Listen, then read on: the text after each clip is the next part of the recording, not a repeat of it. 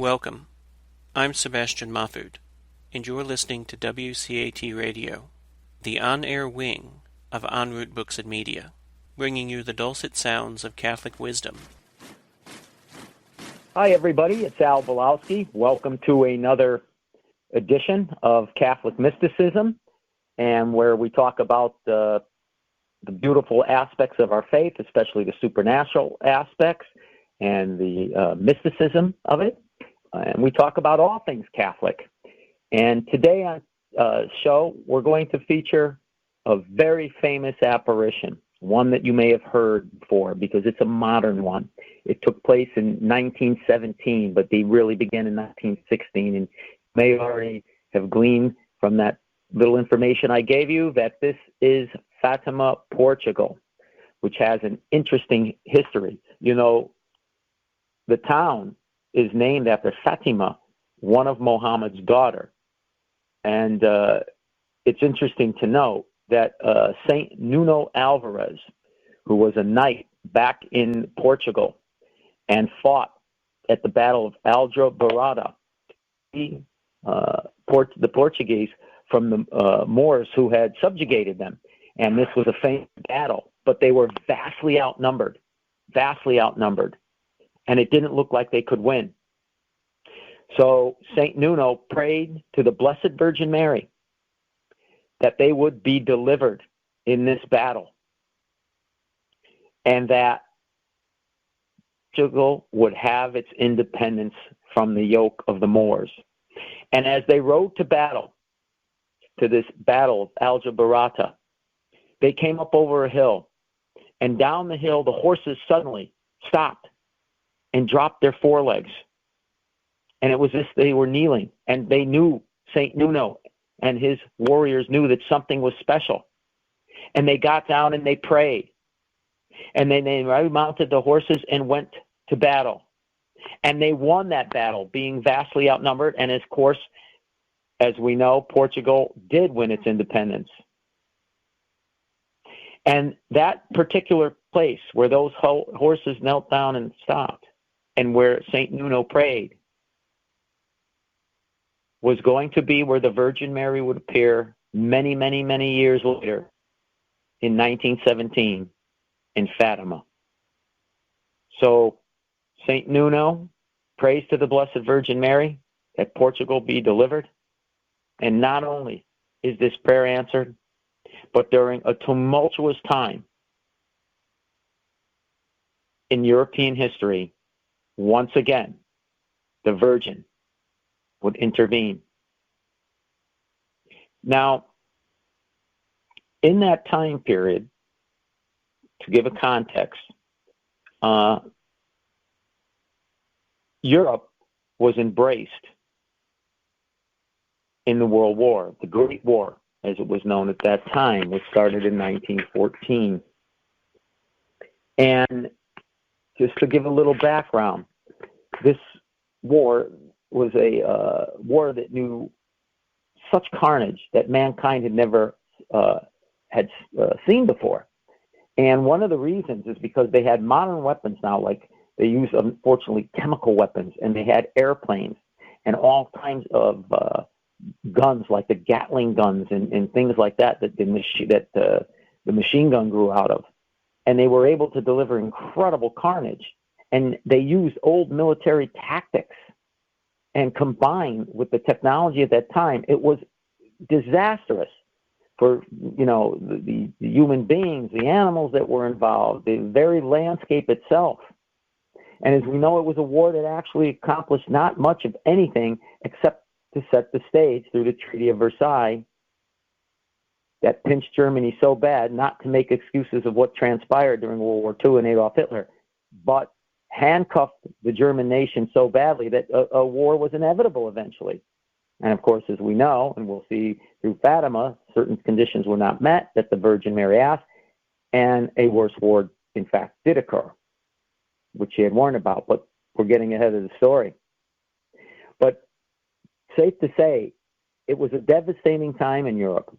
And to see the carnage and the men that were sent over not coming back, or those that were wounded so terribly, And in fact, it would become known as the lost generation after the war ended. And on top of this, we must remember that in 1917, that shortly, and we'll get to this, after the Fatima apparitions, the Bolshevik Revolution under Lenin occurred. And indeed, communism would thrive and spread the eras. So we take this all into account, this incredible time in history for mankind. And God sent his mother with a message that is very relevant today, for it is a peace plan. And mankind can definitely need peace. He needed it back here during World War I and the Russian Revolution, and we need it now. But let's get on with our story. And the apparition of the Blessed Virgin Mary was prefaced in 1916. For heaven, we're going to prepare Francisco and his sister Jacinta Marto and their cousin Lucia Santos for a very, very special message and mission. And in 1916, in rural Portugal, it would not have been unusual to see children leading their family flocks to pasture. This is what they did. It was a very simple existence. The homes were simple. The families lived. There were not many rooms. They lived together, some as many as 9, 10 people in a home. They lived off the land. They traded and bartered. So it was a simple existence. And at times, you know, it may have seemed that the war, which had engulfed Europe and the world, would not touch these simple people who lived as farm people. And they would take their sheep to graze on small plots of land that were usually owned by the parents in different parts of the Serra, mountainous plateau. And this, of course, is what the village Fatima was like. And of course, that was the parish where the church was. And the children actually live in Algestel, which is the town very close by. So the children liked this chore of taking out the sheep to the grazing areas. And they would play and do a rosary, which consisted, for they were devout. Their parents were devout, and it spread to the children. But their rosary is a very fast rosary. It consisted of an Our Father and a Hail Mary, but not a complete Hail Mary. Hail Mary would be the first beat of the rosary. Hail Mary would be the second. Hail Mary would, so this was a rapid fire rosary that the children were, you know, doing so they could play and have some fun while they were tending the sheep. So in the spring of 1916, Lucia, Francisco, and Jacinta had their first heavenly encounter with this messenger. And we'll quote from Lucia's memoirs here. This is Lucia's own writing. We went on that occasion to my parents' property, which is at the bottom of the Cabaco, facing east. It is called Chosa Velha. About the middle of the morning, it began to drizzle, and we climbed high upon the hill, followed by our sheep, and we were in search of a rock that would shelter us. And this was the first time we entered into this blessed place. It is in the middle of an olive grove that belongs to my godfather, Anastasio. From there, one can see the village where I was born, my father's house, and also Casa Velha and Era da Pedra. The olive grove, which really belongs to several people, as far as these places. We spent the day there, in spite of the fact that the rain had stopped and the sun was shining in a clear sky. We ate our lunch and began to say the rosary. After that, we began to play a game with pebbles. We had only been at it a few moments when a strong wind began to shake the trees, And we looked up to see what was happening, since it was such a calm day.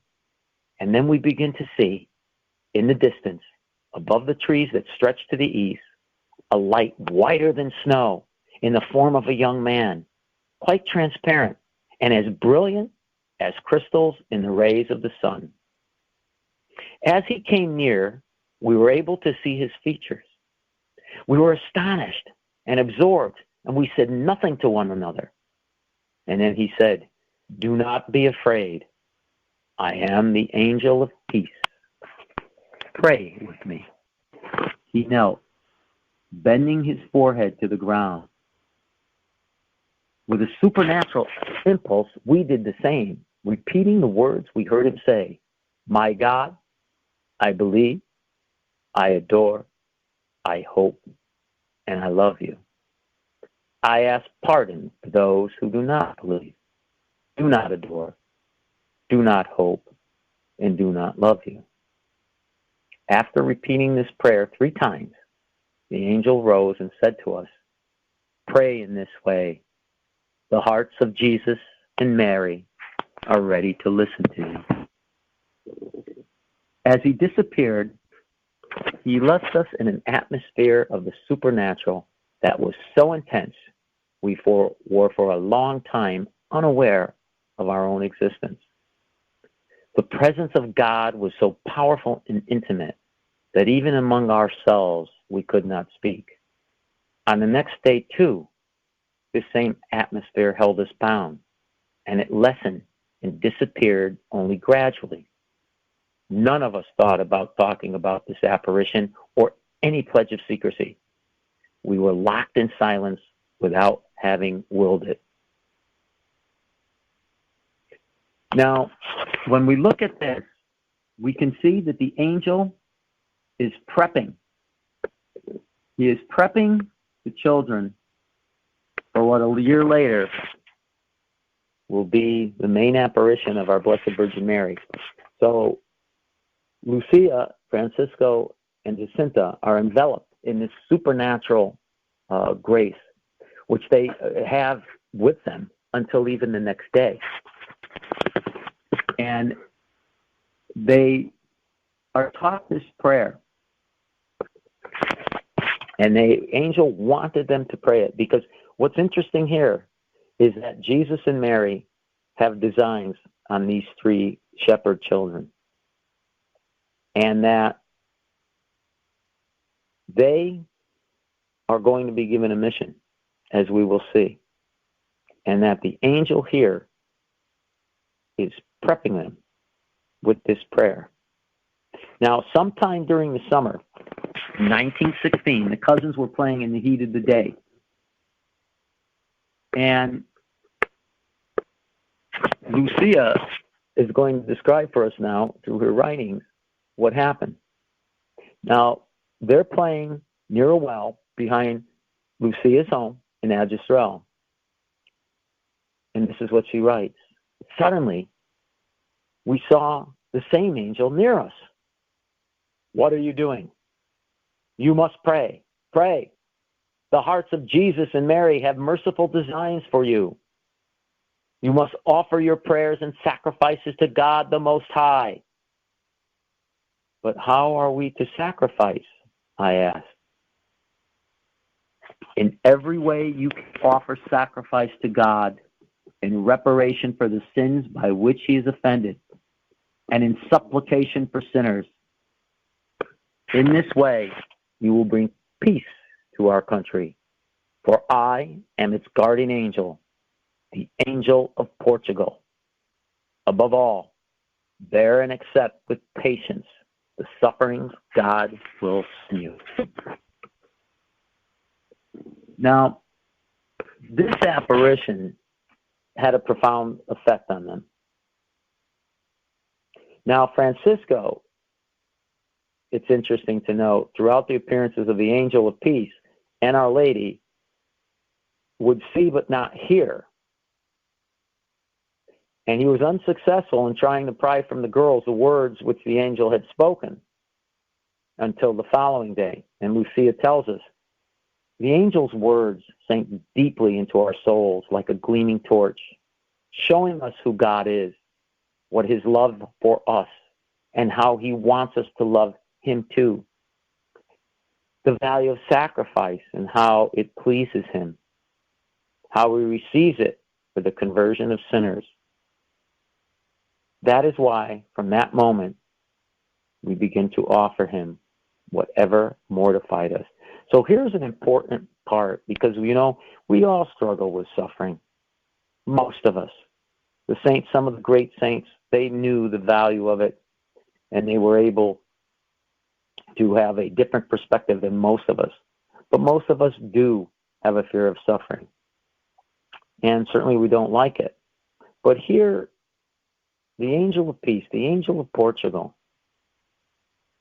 is making it apparent to these three children how God loves us and how he wants us to love him, and that the value of sacrifice and how it pleases him, because he's, as Lucia says, he receives it for conversion of sinners. And that's why when we offer our suffering, it's so important, Fatima, this apparition. When we offer our suffering, he will use it for the conversion of sinners. And he will use it to bring a great, great good. So take heart when we are suffering and offer these sacrifices to God. And what motivates us is it did the children, so that God can use us for the conversion of sinners. Now, sometime in late September or in October of 1916, as Sister Lucia recalled, they had a third appearance of the angel. They went to Cabaco with their flocks. And being this time more attentive to the words of the angel, they immediately knelt down to pray the prayer that the angel taught them. Remember, my God, I believe, I adore, etc. Now, Lucia tells us, after we had repeated this prayer, I don't know how many times we saw the shining over us a strange light. We lifted our heads to see what was happening. The angel was holding in his left hand a chalice, and over it, in the air, was a host, from which drops of blood fell into the chalice. The angel leaves the chalice in the air, kneels near us, and tells us to repeat 3 times. Most Holy Trinity, Father, Son, and Holy Spirit, I adore you profoundly, and I offer you the most precious body, blood, soul, and divinity of Jesus Christ, present in all the tabernacles of the world, in reparation for the outrages, sacrileges, and indifferences by which he is offended, and by the infinite merits of his most sacred heart and the Immaculate Heart of Mary, I beg the conversion of poor sinners. After that he rose, took again in his hand the chalice and the host. The host he gave to me. Not the chalice he gave to Jacinta and Francisco, saying at the same time, eat and drink the body and blood of Jesus Christ, terribly outraged by the ingratitude of men. Offer reparation for their sakes and console God. Once more he bowed to the ground, repeating with the same prayer 3 times, O Blessed Trinity, etc. And then he disappeared. Once again, the children, overwhelmed by the supernatural atmosphere, imitated the angel in everything. They knelt prostrate and repeated the prayers he said. And Lucia says, it was in this way that catechized in prayer, repetitive suffering, and the doctrine of the Holy Eucharist, and strengthened by the bread of angels, that the children of Fatima were prepared for the visitation of the Queen of Portugal, the Immaculate Virgin Mary. So here we see very quickly that they learned from the angel. They were catechized in prayer, that they knew the value of suffering and knew the true purpose of Christ Christ in the Eucharist. And being strengthened by that Eucharist, they were ready, as we can be, to go out and do battle and fulfill the mission that Christ had selected them.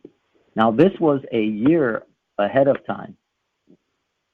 So the angel had done his work.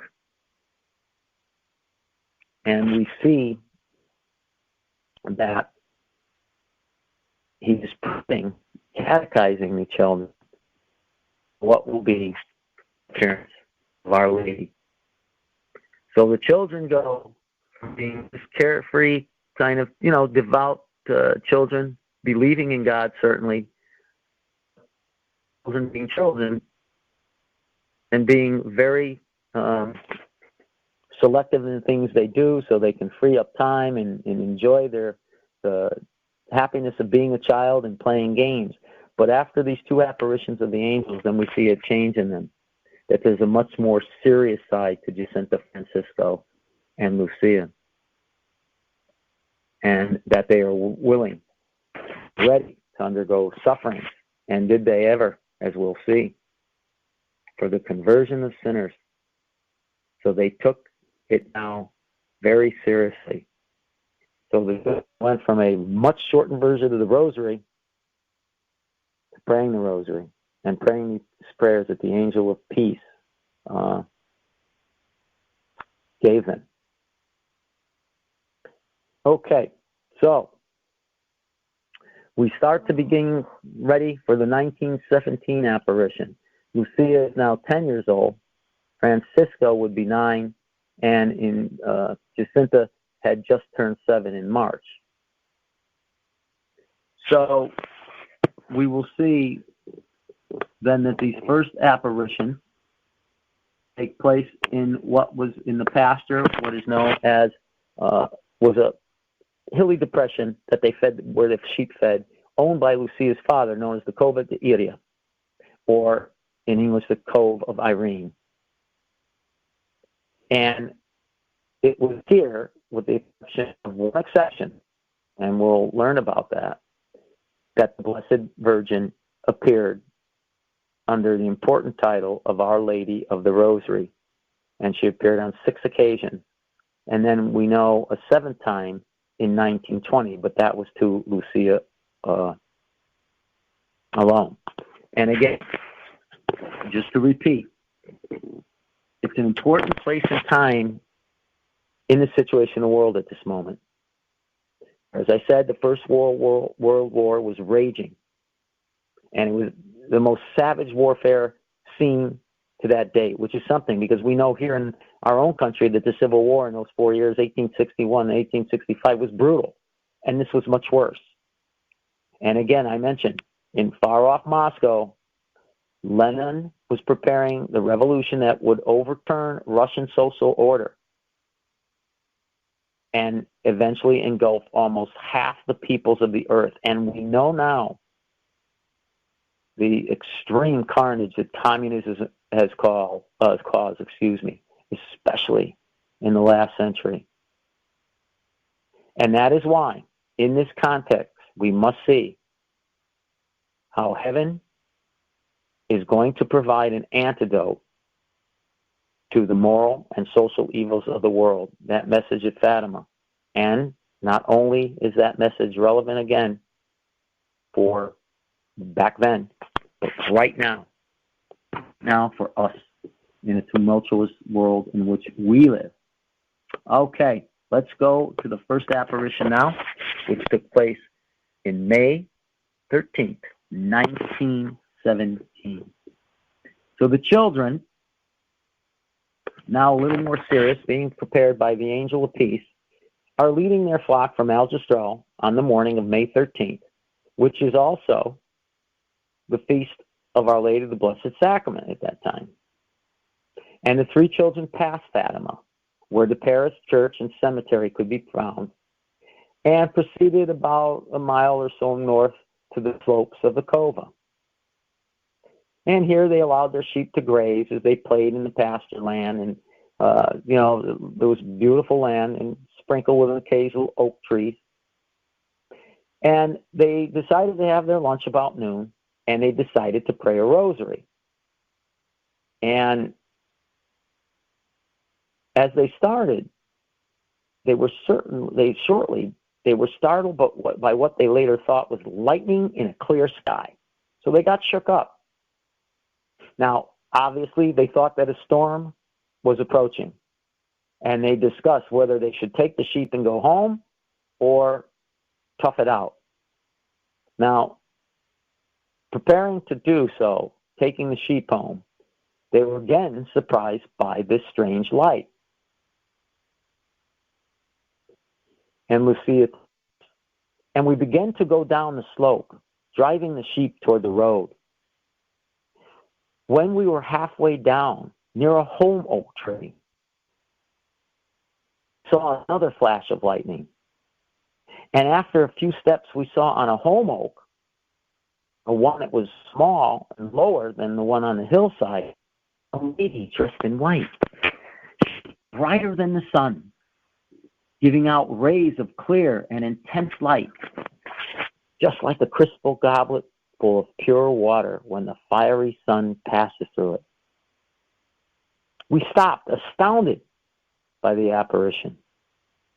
We were so near that we were in the light that encircled her, or which she radiated, perhaps 4-5 feet away. And the Virgin Mary said, "Please don't be afraid of me.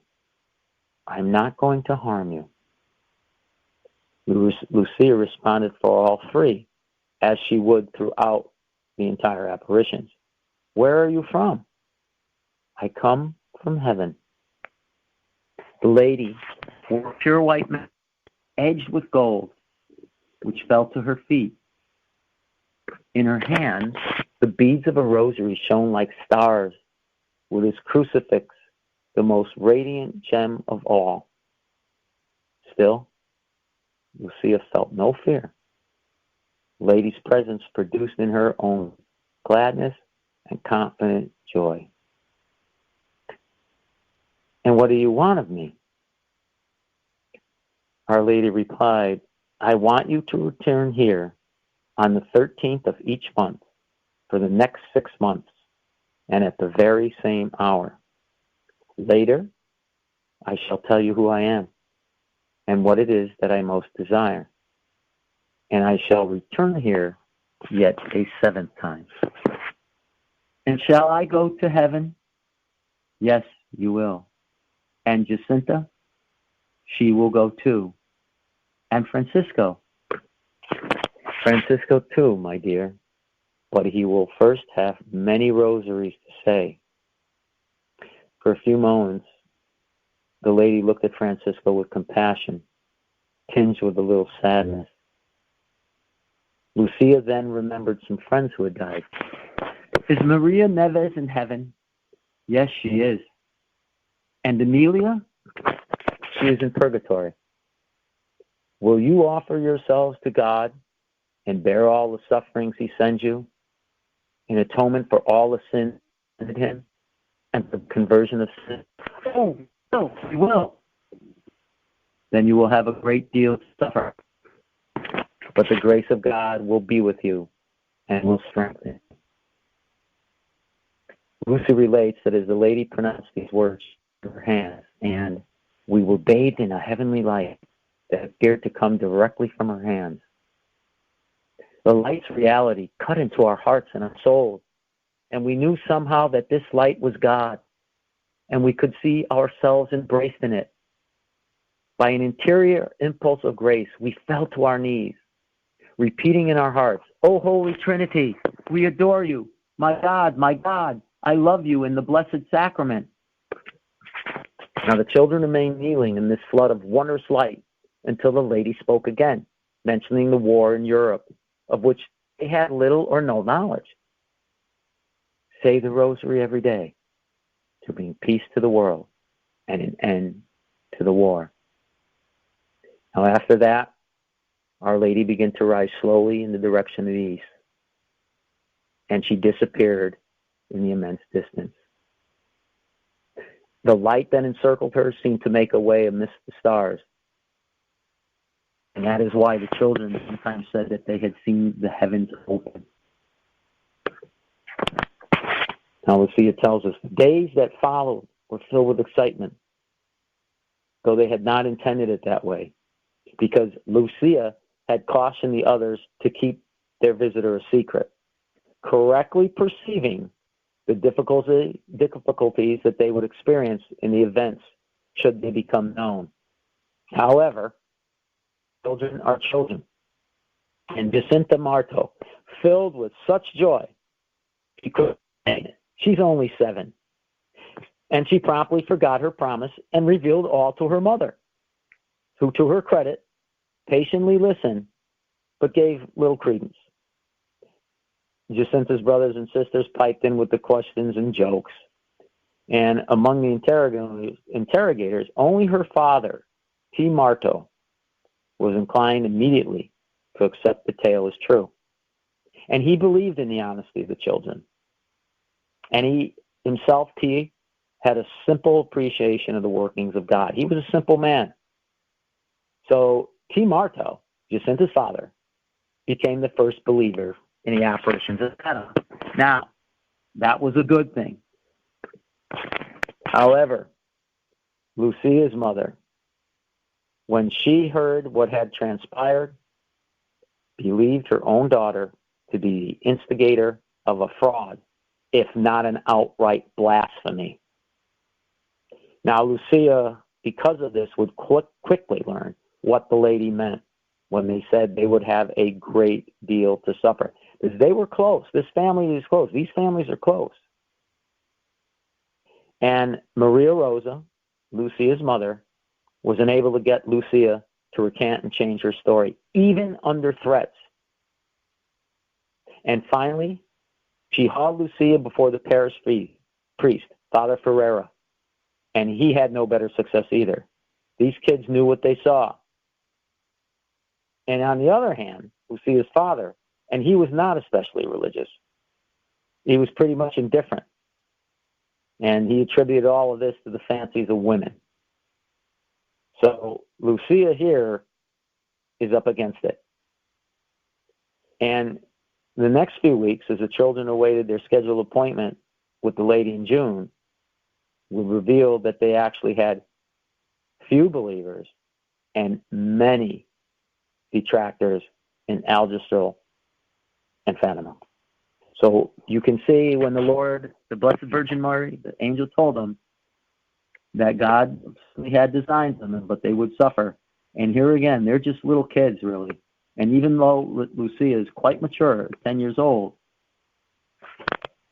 they're being ostracized a little bit here because the people don't believe them and thinking they are making up, actually, in Lucia's mom's mind, a blasphemous hoax of seeing the Blessed Virgin Mary.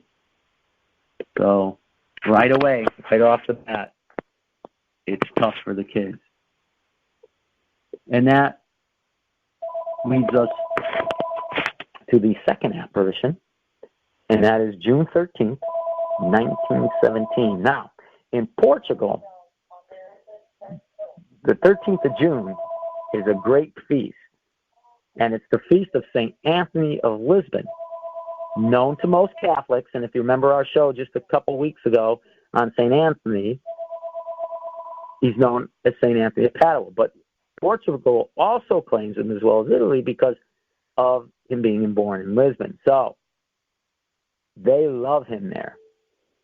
And this is a big, big feast. And we know from the show we know that St. Anthony was born in Lisbon, entered religious life as a canon regular of the Holy Cross, and he resided first in Lisbon and then Coimbra, and then he left the Portuguese order for the new orders of Friars Minor with a hope of martyrdom. And it was and is the children's feast in Portugal. So this is the biggie. And the parents of Lucia naturally thought that the festivities at the parish church in Fatima would certainly distract her from the appointment with the Blessed Virgin Mother at the Cova de Iria. because this was a beloved feast day of the Portuguese. So they felt pretty confident, well, this is all going to be put to rest now. However, undismayed by the tactic that the parents made, Lucia and the Martel children proceeded not to the feast and the celebrations of St. Anthony, but went to the apparition site in the cova to keep their noonday rendezvous. Now, this time, when the children arrived at the cova, they found a small crowd waiting them. And after having said the Rosary de St. Francisco, the other people were present, they begin to see a reflection of the light nearing the children. Now, the children used to say it was lightning. And Our Lady again, as she did in May, appears over the holm oak tree. And Lucia asks her, "Please, madam, what is it that you want of me?" "I want you to come here on the 13th of next month. I want you to continue saying the rosary every day. And after each one of the mysteries, my children, I want you to pray in this way. Oh, my Jesus, forgive us our sins. Save us from the fire of hell. Take all souls to heaven, especially those who are in most need. I want you to learn to read and write, and later I will tell you what else I want of you. Will you take us to heaven?" "Yes, I shall take Jacinta and Francisco soon, but you will remain a little longer, since Jesus wishes you to make me known and loved on earth. He wishes also for you to establish a devotion in the world to my Immaculate Heart." And Lucille, a little saddened by this, asks, "Must I remain in the world alone?" "Not alone, my child, and you must not be sad. I will be with you always, and my will be your comfort in the way which will lead you to God." Now, the moment the Blessed Virgin said those last words, she opened her hand, and she transmitted to the children for the second time this reflection of an intense light. And Lucia tells us, "In it, we felt we were submerged in God. Jacinta and Francisco seemed to be in that part of the light which was rising to heaven, and I in the part spreading over the earth. In front of the palm of Our Lady's right hand was a heart encircled with thorns, which appeared to pierce it. We understood it was the Immaculate Heart of Mary, offended by the sins of mankind, craving reparation." Then the apparition concluded as on the first occasion, with Our Lady going off toward the east and disappearing once more in the immensity of heaven. Now, despite those precious moments of joy that the children had when Our Lady visited them, they had the sorrow that continued in the following weeks and the sufferings. But it was moderated by the belief of the many at the cova that day. So more people were beginning to believe that the Virgin Mary actually was appearing at Fatima in the cova. They knew that something unusual had occurred because some saw the lightning. Some perceived a certain dimming of the sun. Others, a little gray cloud that came and went as the apparition did, and they believed. However, the difficulties with their families did not, especially with their moms, who became genuinely alarmed that the events were not just continuing, but expanding. And to this was added the painful caution of the parish priest that, after all, maybe it's real, but of demonic origin. So the kids, as we can see, despite many more people beginning to believe, are really up against it. Then we come to the July apparition.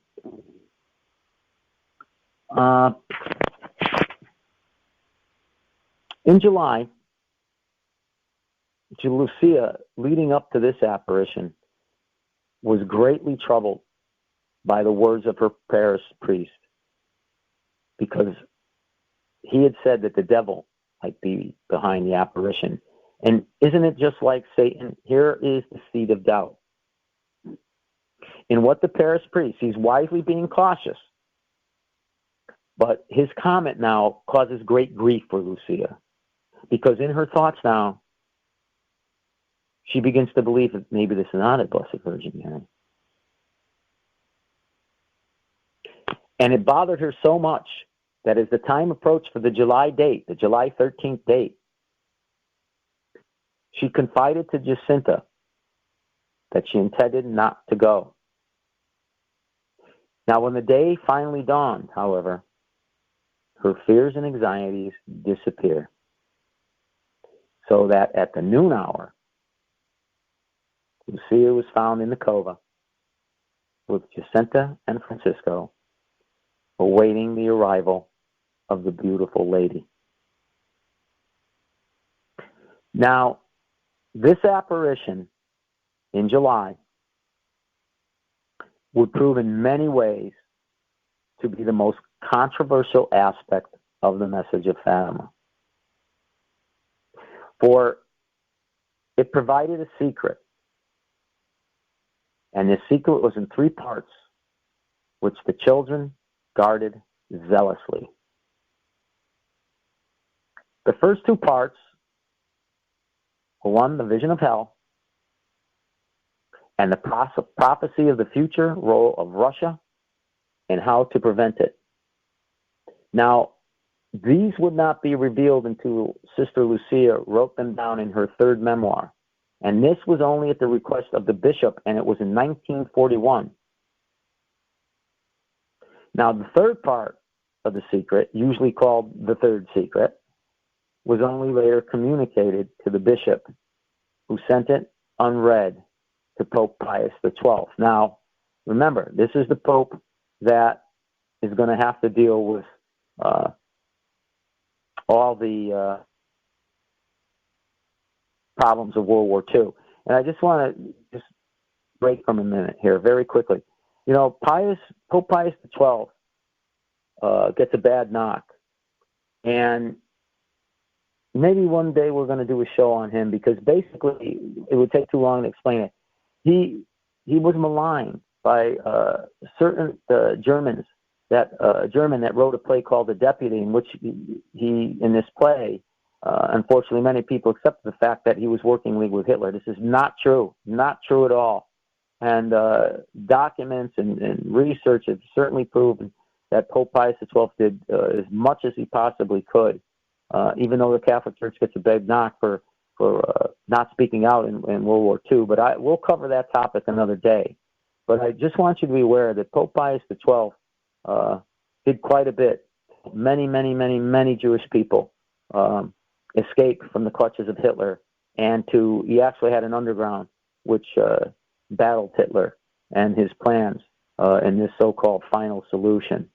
So again, this was what the bishop gave to Pope Pius XII, was this 3rd part of the July apparition. Okay, so the children arrive at the cova. It's now July 13th. And near the home oak, there are a larger number of people this time, and they're praying the rosary. And the children again see the flash of light once more. And once again, the Blessed Virgin Mary appears on the home oak. Lucia, Jacinta said, "Speak. Our Lady is talking to you." "Yes," said Lucia. And she spoke humbly, asking pardon for her doubts with every gesture, and to the lady, once again, "What do you want of me?" I want you to come back here on the 13th of next month. Continue to say the rosary every day in honor of Our Lady of the Rosary to obtain the peace of the world and the end of the war, because only she can obtain it. Yes, yes. I would like to ask who you are, and if you will do a miracle so that everyone will know for certain that you have appeared to us. You must come here every month, and in October, I will tell you who I am and what I want. I will then perform a miracle so that all may believe. Thus assured, Lucia began to place before the lady the petitions for help that so many had entrusted to her. The lady gently said that she would cure some, but others she would not cure. And the crippled son of Maria di Capellina? No. Neither of his infirmary nor of his poverty would he be cured. And he must be certain to say the rosary with his family every day.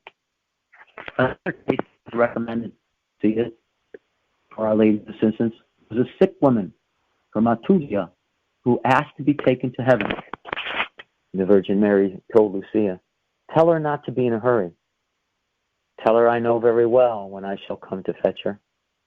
Make sacrifices for sinners, and say often, especially while making a sacrifice, O Jesus, this is for love of thee, for the conversion of sinners, and in reparation for the offenses committed against the Immaculate Heart of Mary."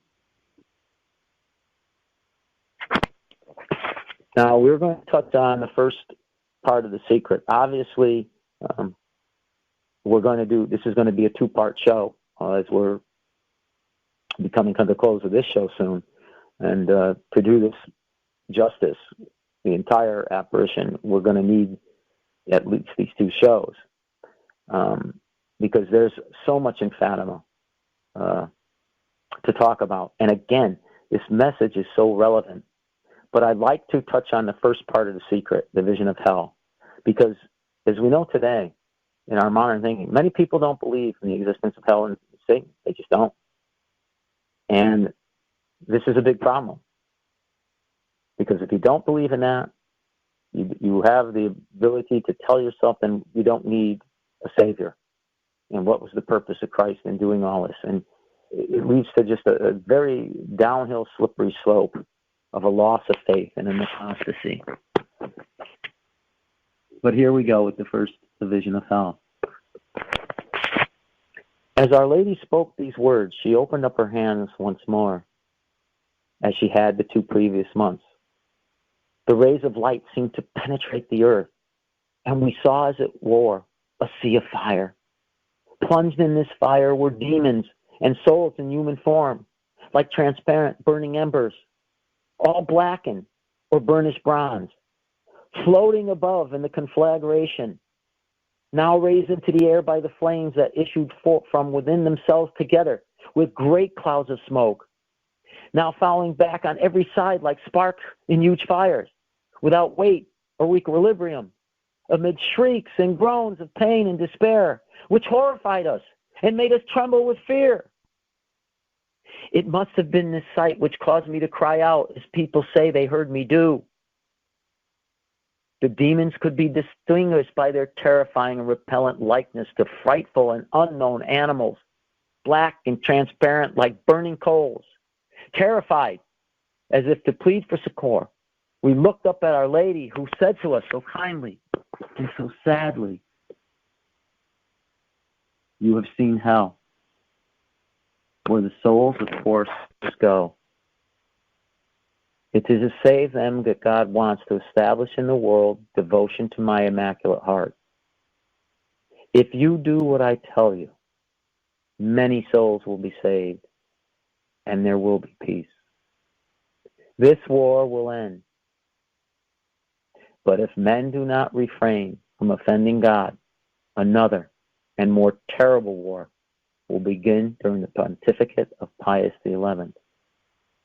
When you see a knight that is lit by a strange and unknown light, and this occurred on January 28, 1938, you will know it is a sign of God that He gives you, that He is about to punish the world with war and with hunger and the persecution of the Church and the Holy Father. To prevent this, I shall come to the world to ask that Russia be consecrated to my Immaculate Heart. And I shall ask that on the first Saturday of every month, communions of reparation be made in atonement for the sins of the world. If my wishes were fulfilled, Russia will be converted and there will be peace. If not, then Russia will spread her errors throughout the world, bringing new wars and persecution of the Church. The good will be martyred, and the Holy Father will have much to suffer. Certain nations will be annihilated, but in the end, my Immaculate Heart will triumph. The Holy Father will consecrate Russia to me. She will, and the world will enjoy a period of peace. In Portugal, the faith will always be preserved. And that's the second part of the secret. Now, part of the secret. Let's see it tell us. After two parts, what I've already explained, at the left are Our Lady, and a little above, we saw an angel with a flaming sword in his left hand, flashing. It gave out flames that looked as though they would set the world on fire, but they died out in contact with the splendor that Our Lady radiated towards him from her right hand. Pointing to the earth with his right hand, the angel cried out in a loud voice, "Penance! Penance! Penance!" And we saw an immense light that is God, something similar to how people appear.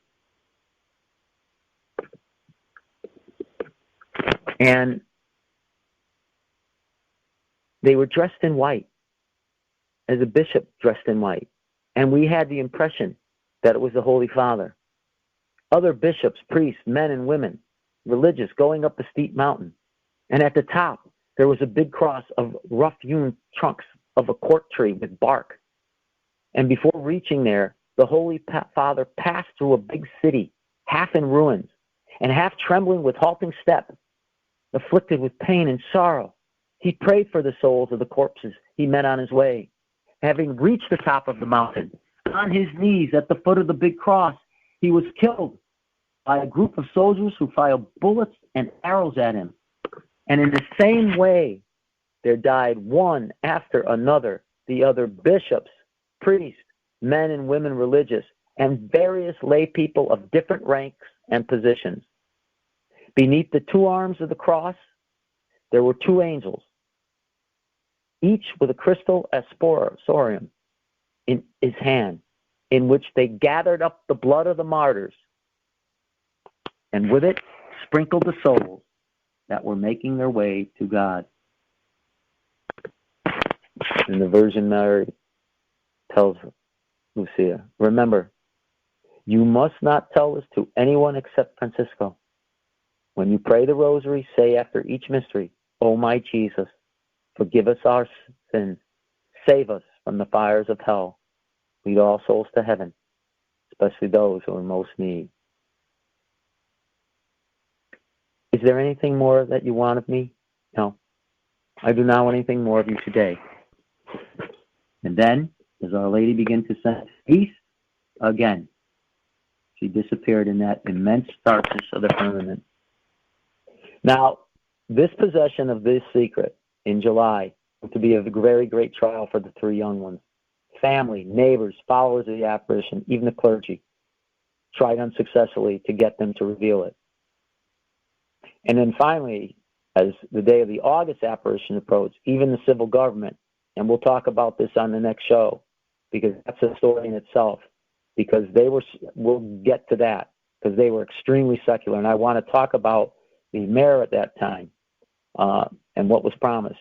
because there's a vast, vast amount of anti-clerical secularism that wanted to stamp out Catholicism. And certainly this apparition came head to head. So we'll detail this a little bit next week, this third secret, talk a little about the vision of hell before we get into the rest of the story. But I hope you tune in next week, and if possible, maybe you'll even do some of your own reading on Fatima. It's an incredible message, very relevant to our time, and a great gift from heaven for us, for it is Christ's peace plan